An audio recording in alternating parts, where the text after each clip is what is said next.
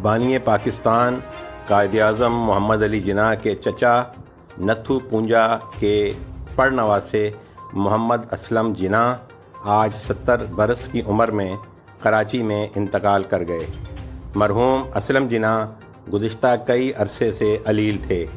انہوں نے پسماندگان میں بیوہ اور ایک بیٹی کو چھوڑا ہے۔ ان کی بیٹی جناح پونجا بھی اسپیشل بچی کی حیثیت رکھتی ہیں۔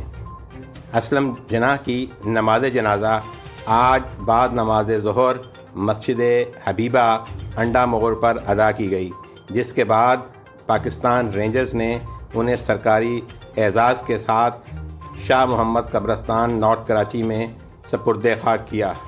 مرحوم نے ساری زندگی ایک محترم خاندان سے تعلق کے باوجود بڑی سادگی سے گزاری۔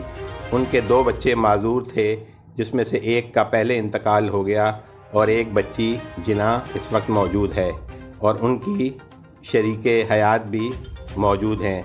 کئی بار حکومتوں نے ان کو اعزاز سے نوازا۔ مرحوم کو قائد اعظم محمد علی جناح سے بے پناہ عقیدت و محبت تھی۔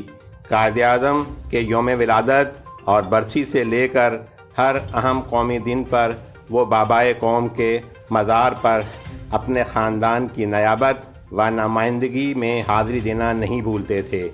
سلامتی نیوز کو یہ اعزاز حاصل ہے کہ آخری مرتبہ کچھ عرصہ پہلے سلامتی نیوز نے ان کی فیملی کے ساتھ ایک پروگرام کیا، جس میں تمام باتیں نشر کی گئیں۔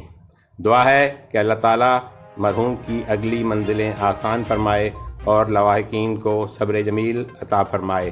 پاکستان کی ممتاز شخصیات، سیاسی سماجی رہنماؤں نے اس خبر پر غیر رنج و الم کا اظہار کیا ہے۔